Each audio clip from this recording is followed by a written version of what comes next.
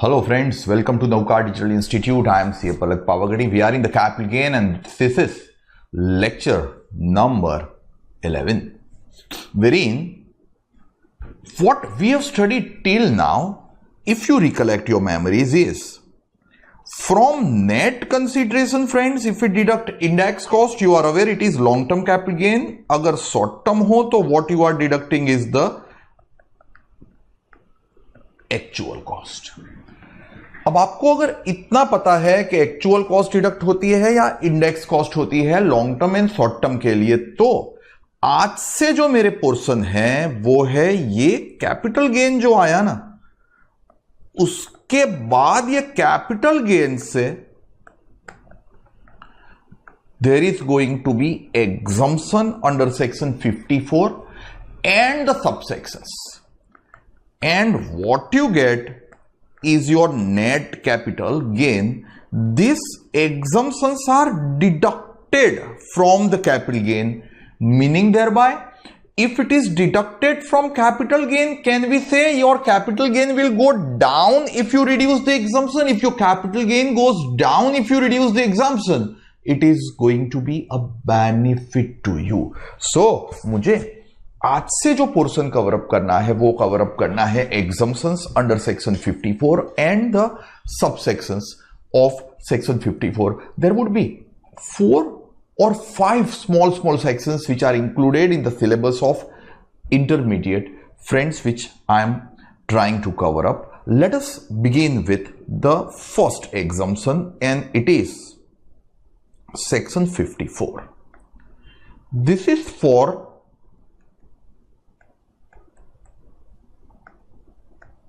Residential house. Friends, अगर ये fundamental 54 का समझ लिया ना, तो आगे के मेरे जो सेक्शंस हैं ना वो ऑलमोस्ट इंटरकनेक्टेड है and things will be very very simple for you.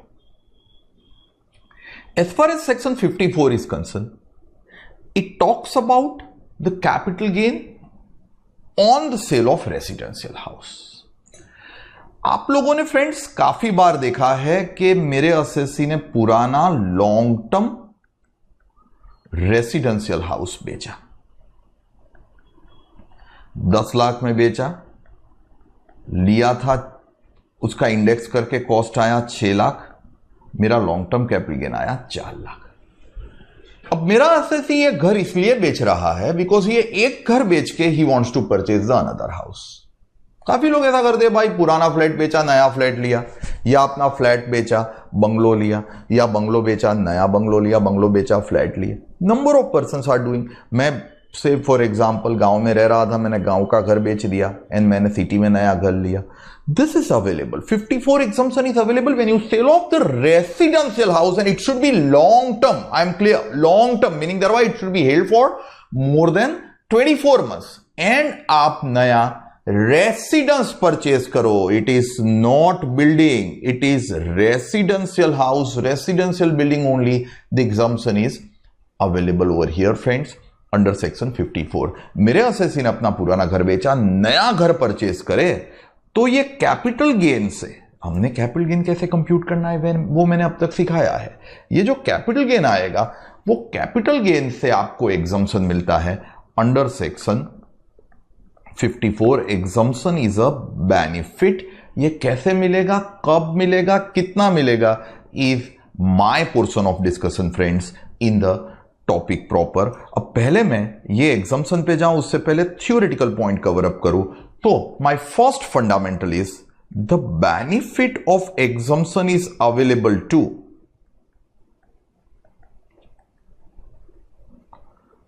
Individual and HUF. The exemption benefit is available only to individual HUF because this is on residential house. Residential house generally can be owned by individual or HUF only. So the benefit of exemption is available to individual HUF. Available when long term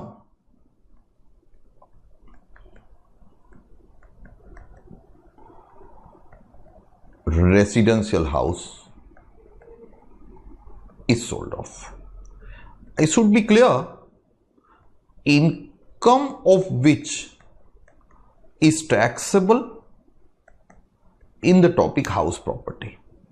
meaning thereby आप residence बेचो, ये residence self occupied हो तो चले, let out हो तो चले, deem let out हो तो चले, partly let out partly self occupied हो तो चले, partly let out partly vacant हो तो चले, बट ये रेसिडेंस होना चाहिए। आप बोलोगे सर सेल्फ ऑक्यूपाइड प्रॉपर्टी की तो ग्रॉस एनुअल वैल्यू नील होती है, वो तो टैक्सेबल नहीं होती है। तो भी साहब 54 is available if you sell off the self occupied house, because self occupied house भी आप ले तो जाते हो in the topic house property only. So what you sell off is the long term residential house is sold off. And friends, on the sale capital gain is invested in purchase or construction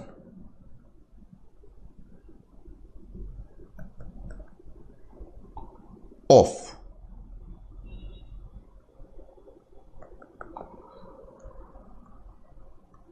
residential house within the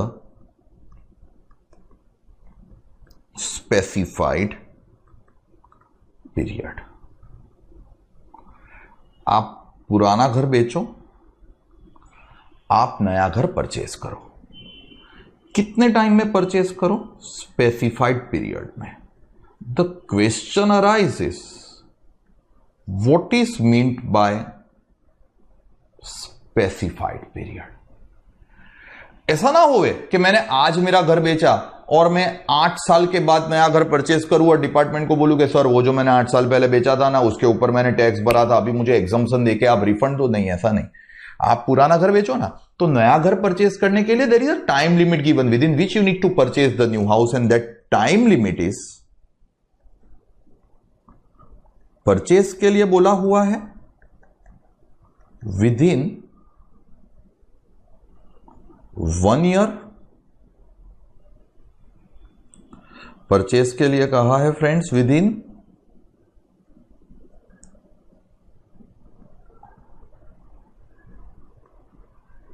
1 year before और 2 years after the date of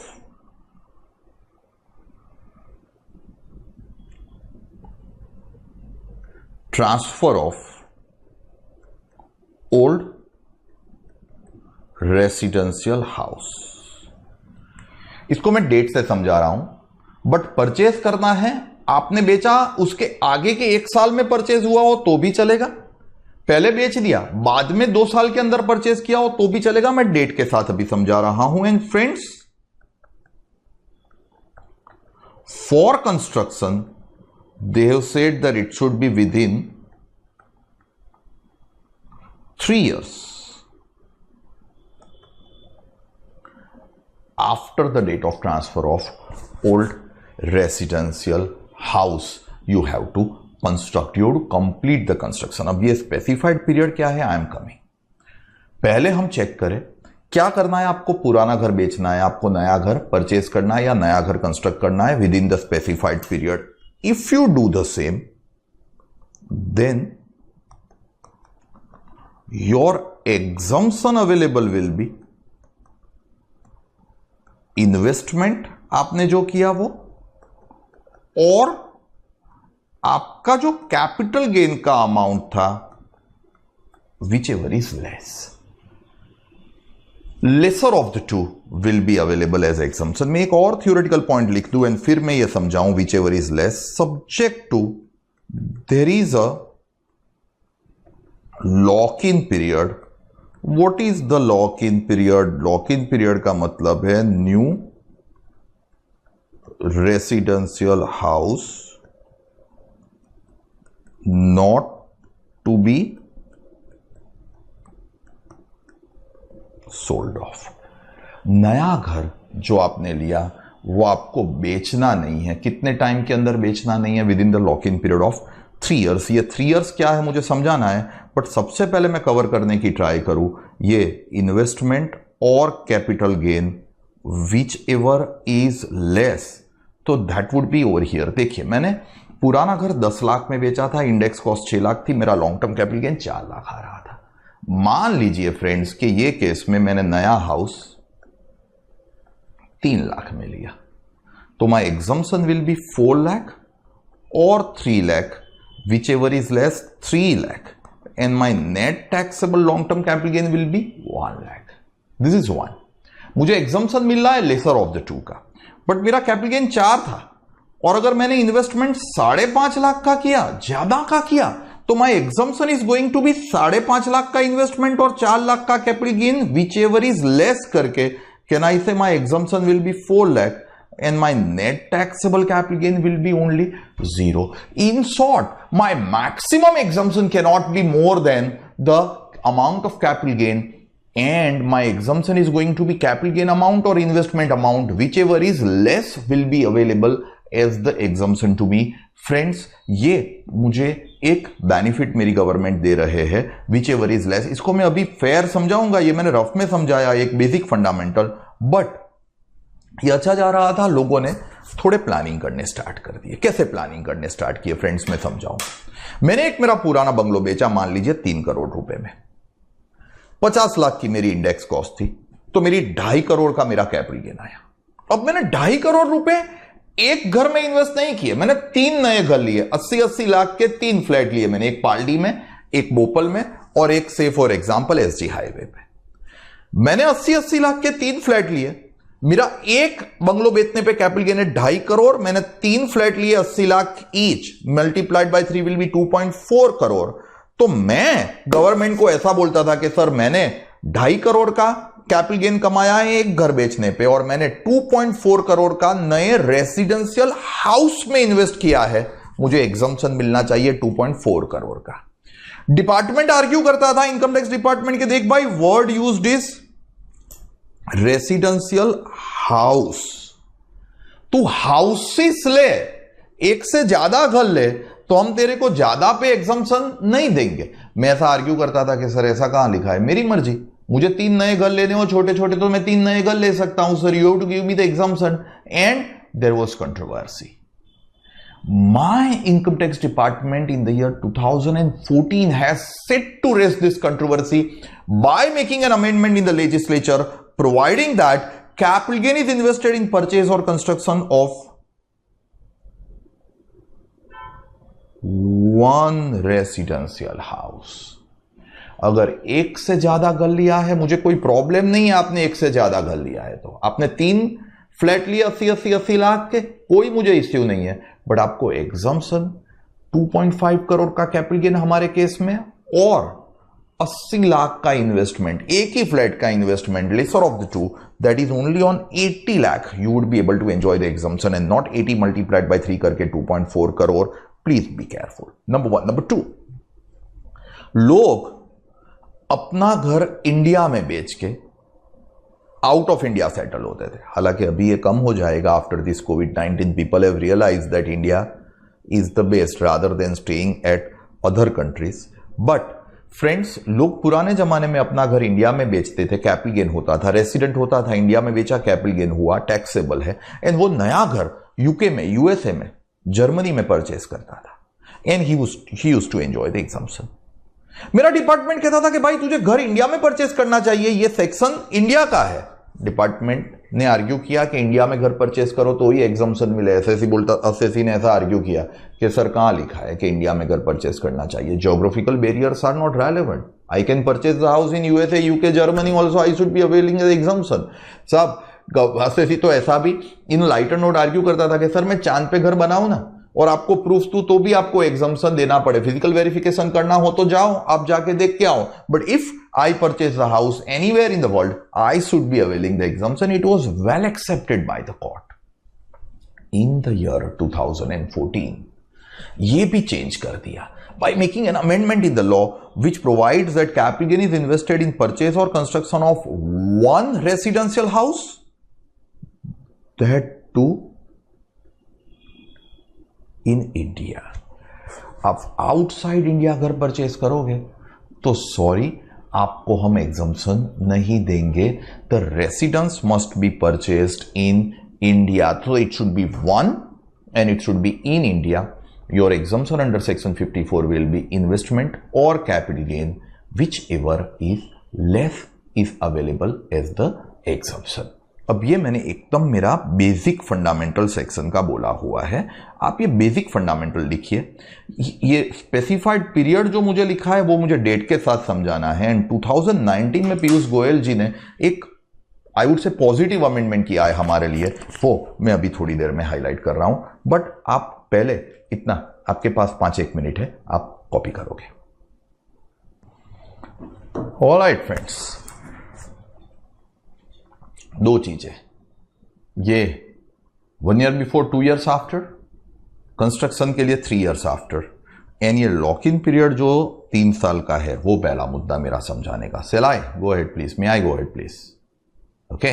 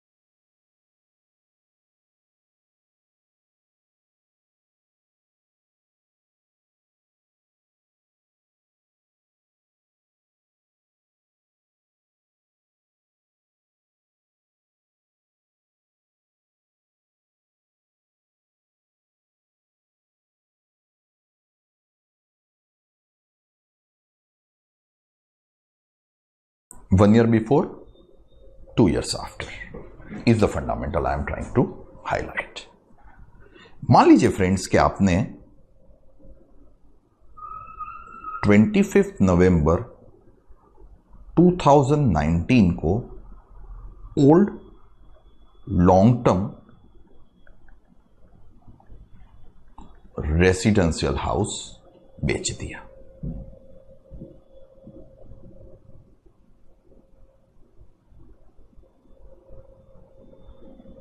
बराबर है.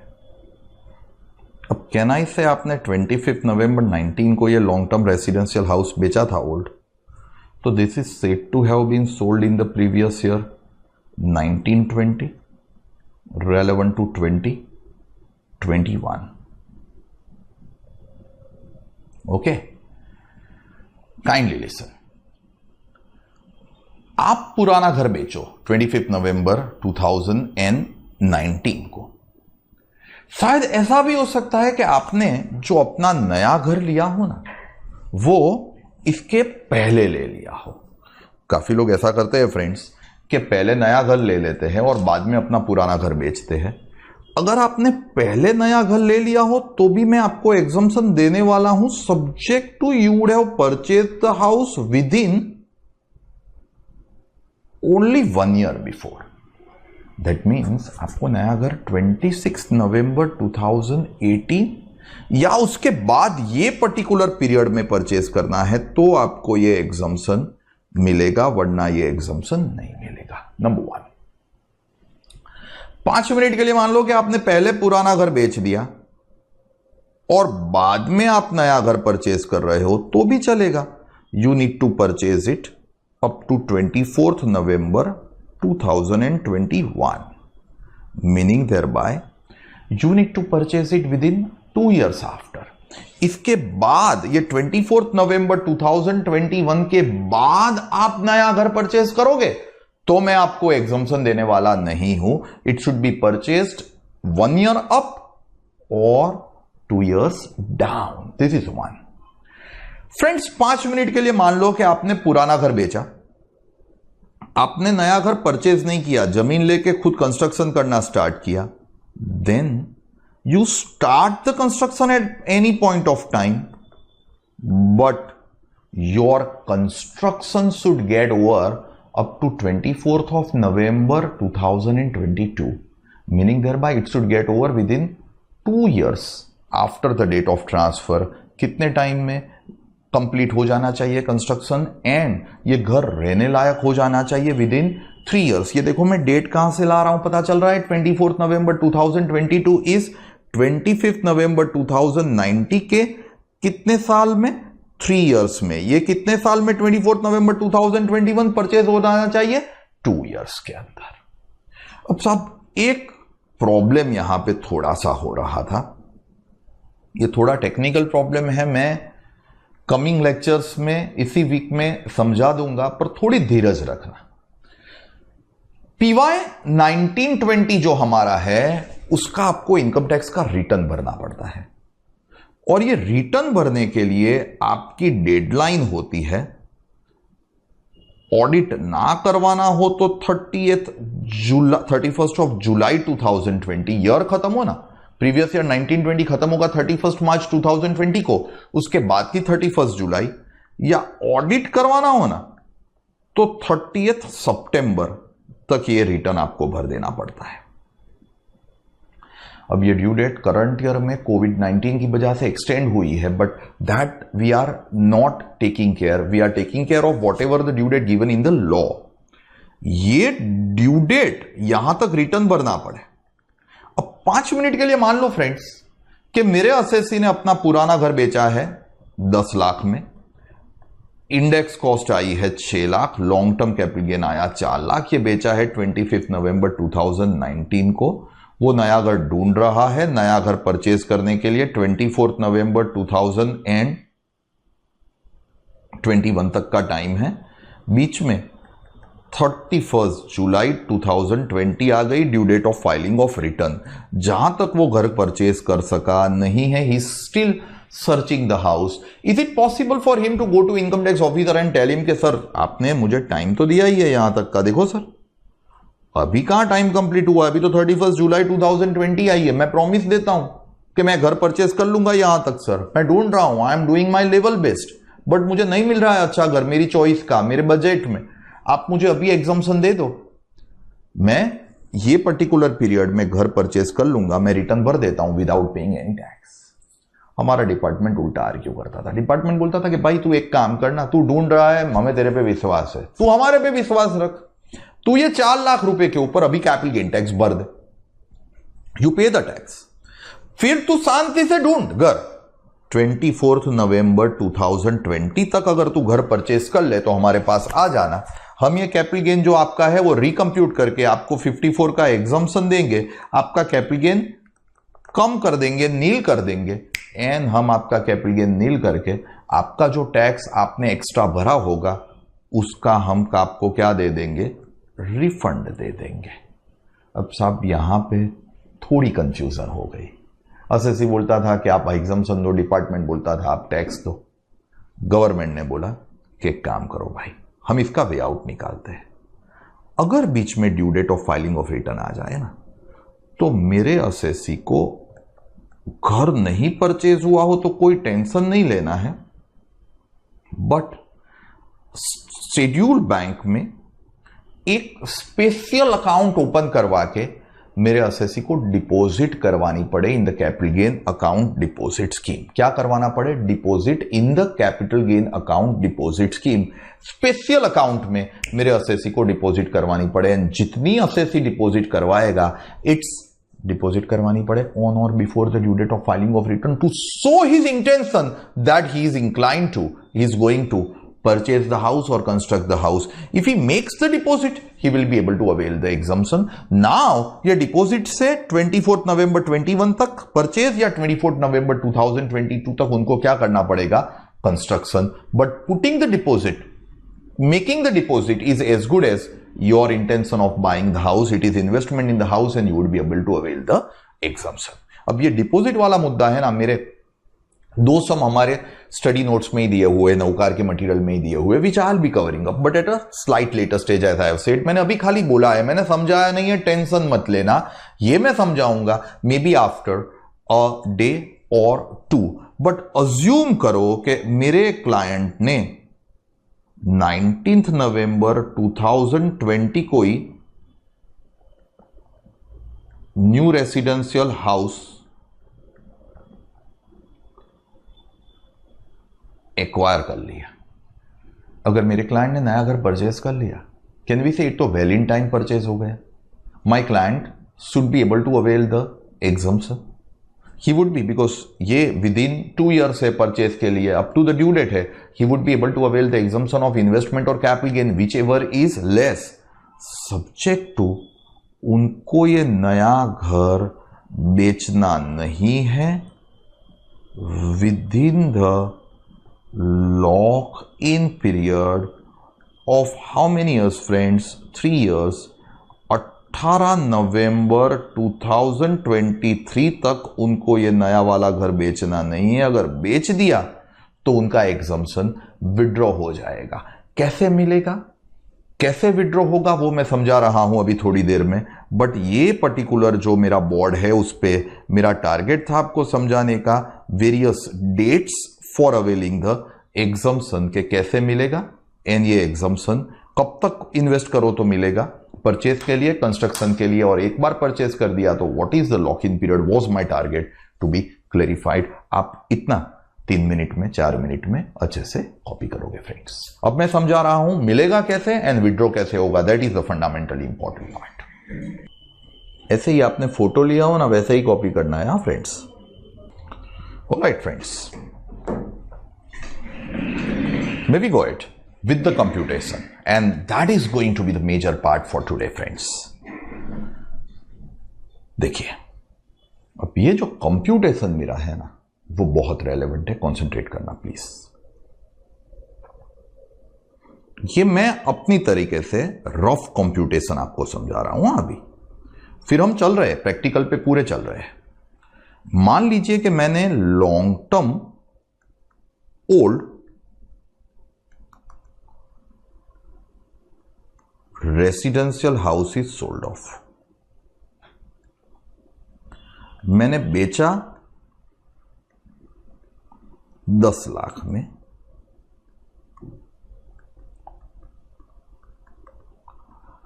Friends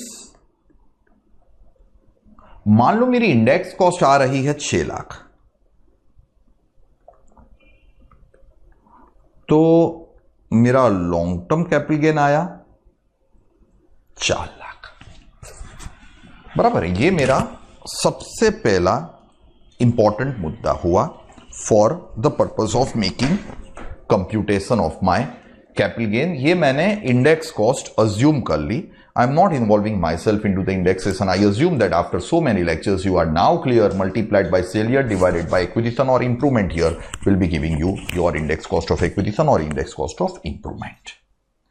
अब समझिए please point 1, or I'll call it, exact word should be situation 1। मान लो मेरे client ने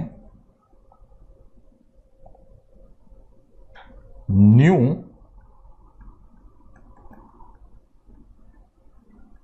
residential house is acquired at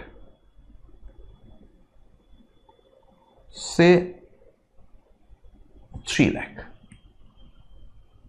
मेरे client ने 3 लाख रुपए में नया घर लिया, पुराना बेचा, लॉन्ग टर्म कैपिटल गेन आया है उनका 4 लाख, मेरा क्लाइंट अभी 3 लाख रुपए में नया घर ले रहा है, तो can I say there would be long term capital gain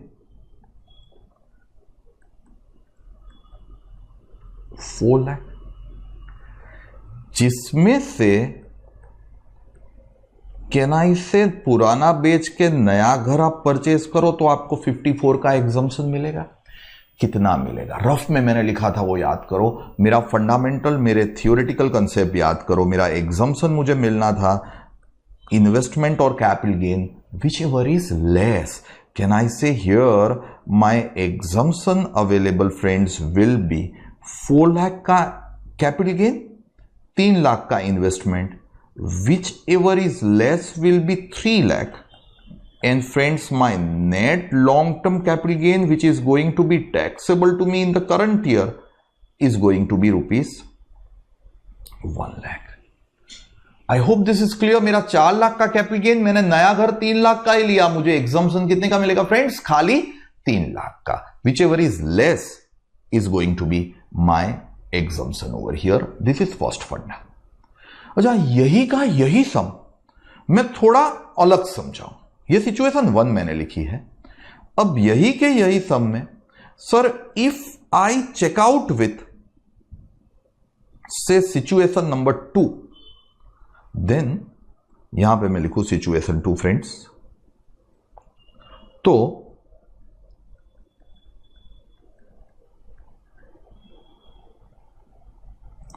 मान लो मैंने नया residential house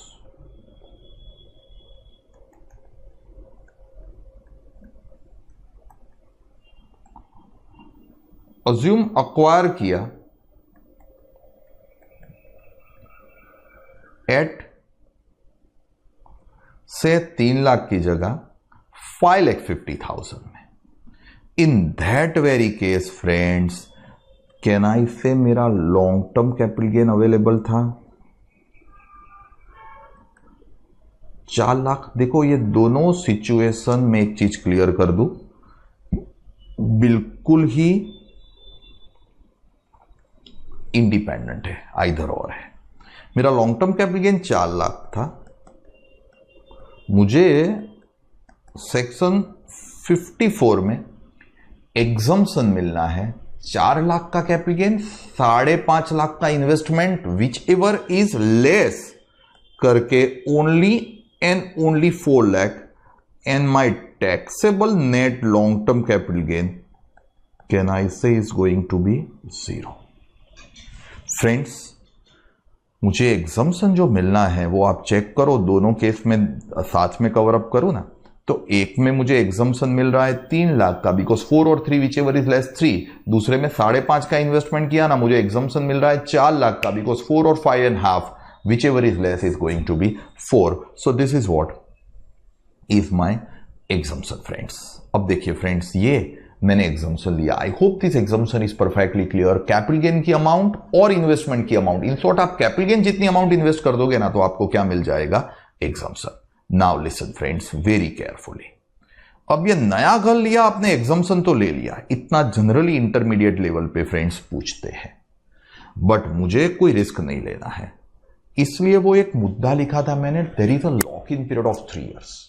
lock in period का मतलब है नया वाला घर आपको बेचना नहीं है within the period of 3 years from the date of acquisition. Assume आपने न्यू रेसिडेंशियल हाउस जो है वो सेल ऑफ कर दिया एट 8,75,000. ये जो नया घर आपने लिया था ना, कितने में लिया था आपने नया घर, 3 लाख में, वो आपने 875 में बेच दिया. दो अलग अलग सिचुएशन के लिए मैं समझा रहा हूं. ये आपने बेचा friends, assume after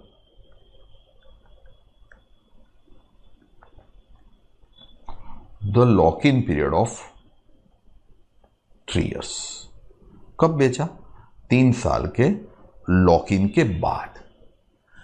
meaning there bye आपने 19th में 2020 को नया घर लिया था, तो आपने ये घर 19th में 2020 के, ये वाला 19th में 2020 को आपने घर लिया था, तो आपने ये घर 18th नवंबर 2023 तक नहीं बेचा, उसके बाद बेचा.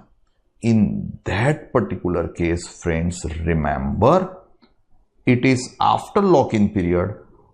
तो आपने जो बेनिफिट लिया है वो गवर्नमेंट वापिस नहीं ले लेगी. 3 साल तक ये घर रखने का, ऐसा नहीं करने का कि लिया इमीडिएटली बेच दिया. लिया तब मैंने आपको बेनिफिट दिया है ना, तो वो 3 साल तक आपको बेचना नहीं है. अगर आपने 3 साल तक बेच दिया तो क्या होगा वो मैं थोड़ी देर में समझा रहा हूं. बट 3 साल के बाद बेचा 875 में, तो ये 875 में से एग्जम्पशन विड्रॉ नहीं होने वाला है. आप डिडक्ट करिए इंडेक्स कॉस्ट. मैं अज्यूम कर रहा हूं कि मेरी इंडेक्स कॉस्ट एक्चुअल कॉस्ट जितनी ही है. चलो आप लोगों को टेक्निकल सवाल पूछो. Can my index cost be equivalent to actual cost? Answer is no, because my index cost would always be higher than actual cost. इतने सारे सम हमने सॉल्व किए फ्रेंड्स. आप देखो, indexation is a benefit. Your index cost would always be higher than the actual cost. But यहां पे मेरा fundamental ये आफ्टर लॉक इन पीरियड समझाने का ही नहीं है, इसलिए मैं अजम्पशन करके जा रहा हूं कि मेरी इंडेक्स कॉस्ट एक्चुअल कॉस्ट जितनी ही है. And friends, my long term capital gain will B 575. But ये मुद्दा मेरा समझाने का नहीं है. मेरा मुद्दा जो मुझे समझाना है वो है, had this been sold off by my assessee, friends, मान लो within lock in period. What is the lock in period? 3 years. Friends, 19th नवंबर 2020 को लिया था और आपने 18th नवंबर 23 तक बेच दिया. Had this been sold within the lock-in period of 3 years, then in that very case आपको ये जो बेनिफिट मेरी गवर्नमेंट ने दिया था ना, वो exemption under section 54 is going to be taken back by the government. Government will withdraw this exemption. अब ये एग्जम्पशन गवर्नमेंट कैसे विड्रॉ करेगी ना, वो बहुत इंपॉर्टेंट है. जनरल रूल क्या है फ्रेंड्स, कि हम बेच दे, मान लो 2 साल के अंदर ही बेच दिया होता, तो मैंने 875 में बेचा, उसमें से मेरी कॉस्ट कितनी थी? 3 लाख रुपए. तो ये कैपिटल गेन क्या आ गया? Short term. एंड जो बेनिफिट मुझे यहां से मिला था 3 लाख का, वो लॉन्ग टर्म से मिला था, वो विड्रॉ हो जाएगा. तो विड्रॉ होके ये कितना टैक्स हो जाएगा? Long term 3 lakh. एंड मेरा टोटल कैपिटल गेन आ जाएगा, कैन आई से 8,75,000 रुपीज. कितना लॉन्ग टर्म कैपिटल गेन आ जाएगा? 875 will be my long term capital gain. Friends, ये एक मुद्दा हुआ. This would be partly short term taxable at normal rate, partly long term taxable at 20%. But मेरा act कह रहा है कि एग्जम्पशन के लिए ये मेथड आपको अप्लाई करनी नहीं है. मेरा विड्रॉवल की जो मेथड एक्ट में दी हुई है ना, वो बहुत ही ऑकवर्ड है, वो खास समझना. मुझे नेट कंसीडरेशन लेनी पड़े 875, और ये बहुत टेक्निकल है, कंसंट्रेट करना. मुझे कॉस्ट रिड्यूस करनी पड़े. My cost will be actual cost. What was my actual cost when I bought the particular new house? Can I say rupees 3 lakh? उसमें से मैंने 54 का एग्जम्पशन कितने का लिया था? 3 लाख. 3 लाख की मेरी कॉस्ट थी, मैंने एग्जम्पशन भी 3 लाख का ले लिया था. तो अभी जब मैं ये घर लॉक इन पीरियड के अंदर बेच दूं ना, तो भले मैंने 3 लाख की कॉस्ट इनकर की थी, बट पूरे 3 लाख मुझे एग्जम्पशन के लिए एलिजिबल हो गए थे, जो मुझे विड्रॉ करने हैं.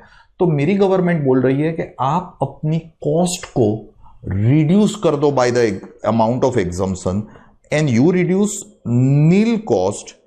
If you reduce nil cost, then your capital gain will be 875. But this 875 will be termed as short term capital gain. Amount दोनों में सेम रह रही है, बट विड्रॉवल की मेथड अलग है. एक चीज समझो फ्रेंड्स, जितनी कॉस्ट कम कर देंगे, कैन आई से उतना कैपिटल गेन आपका ज्यादा हो जाएगा.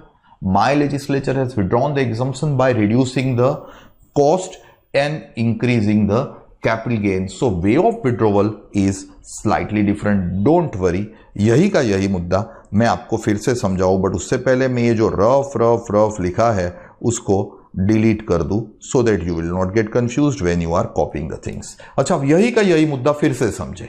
सिचुएशन नंबर 2 मैंने इस साइड लिखी थी, my mistake please. Situation number 2 में मैंने ये नया घर 5.5 लाख रुपए में लिया था. अब ये नया वाला घर जो मैंने 5.5 में लिया था, वो new residential house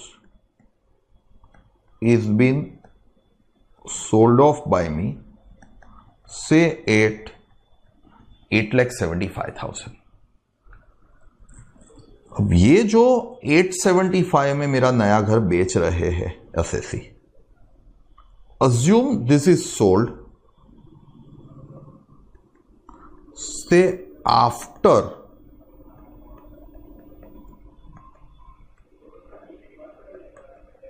lock-in period. What is the lock-in period? 3 years. So can I say exemption under section 54 3 साल के बाद बेचो, लिया हो उसके, तो एग्जम्पशन विड्रॉ करना नहीं है। एंड ये लॉन्ग टर्म हो गया तो मुझे 875 में से डिडक्शन किसका मिलेगा फ्रेंड्स? इंडेक्स कॉस्ट का। What is index cost? Cost multiplied by index number of sale year divided by index number of acquisition year.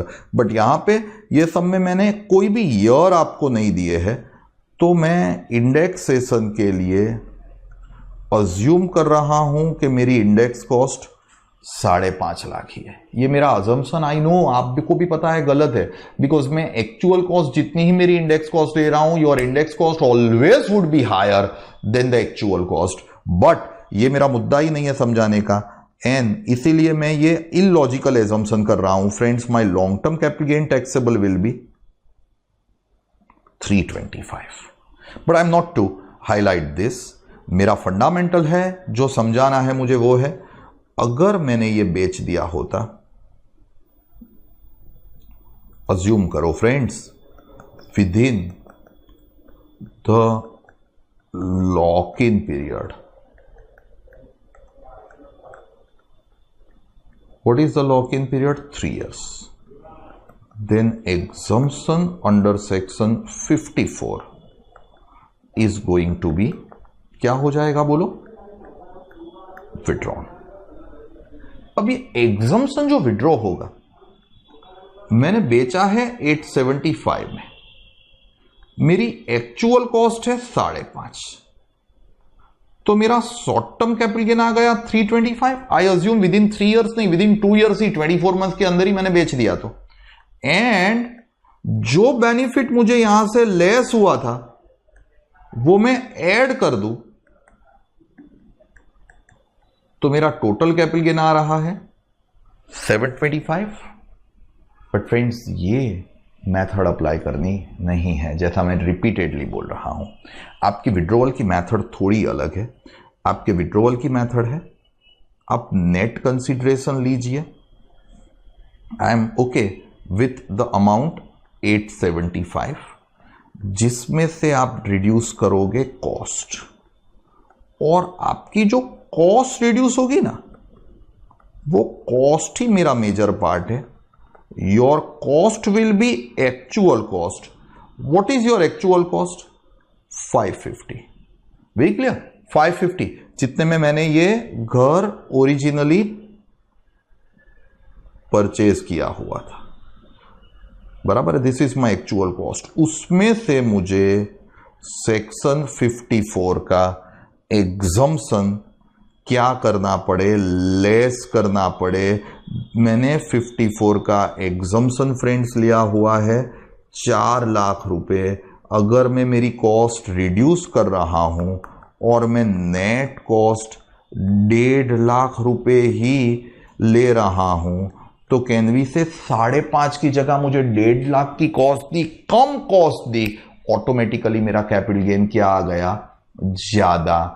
The way of withdrawal given in the law is totally different, and friends, whatever I get would be my short-term capital gain. आप देखोगे तो amount remaining the same, but it can't be withdrawn as partly long-term and partly short-term. It would be withdrawn as fully short-term. The withdrawal is by not adding it as long term, but withdrawal would be by deducting the exemption from the actual cost, and such reduced cost is deducted while computing the capital gain. ये जो friends मेरा fundamental आया वो आज के lecture का सबसे important fundamental है। इंस्टीट्यूट ने at intermediate level withdrawal of exemption generally पूछा नहीं है, but I don't want to take any risk, and that's the reason I am covering up withdrawal also. Institute ने जनरली क्या पूछा है? 4 लाख का आपका लॉन्ग टर्म कैपिटल गेन हुआ और आपने 3 लाख का गल लिया तो एग्जम्पशन 3 लाख, 5.5 लाख का नया गल लिया तो your exemption will be 4 lakh रुपए, subject to this house is acquired within the specified period and it should be acquired in India, it should be 1 residential house. अब ये मेरा अभी का पोर्शन है। आप अच्छे से ये सिचुएशन 1 एंड सिचुएशन 2 को कॉपी करिए। कैसे कॉपी करेंगे वो मैं पहले थोड़ा समझा दूं। सबसे पहले आप ये कंप्यूटेशन लिखेंगे, उसके बाद आप सिचुएशन 1 लिखोगे पूरी, ऐसे ही यहां एक पेज पे आनी चाहिए, जैसे फोटो लिया हो ना वैसे ही एक पेज पे आ जाना चाहिए। एंड उसके बाद आप क्या लिखोगे फ्रेंड्स, उसके बाद आप सिचुएशन नंबर 2 लिखोगे। सो सिचुएशन नंबर 2 पे मैं आपको ले जा रहा हूं, पर आप पहले इतना सिचुएशन 1 पहले मेन कंप्यूटेशन एंड उसके बाद सिचुएशन 1 आप कॉपी करेंगे and we will be covering up the practical from your study material in the very next lecture itself. तब तक आप कॉपी करिए and thank you very much. Till then मैं situation 2 बता रहा हूं आपको। If you like this video, share it with your friends. Subscribe to our YouTube channel to watch more such videos and learn from our expert faculty members. Press the bell icon to get regular notifications whenever we upload a new video. Download NDI mobile app to get complete CA course online. We value your support. Thank you for watching.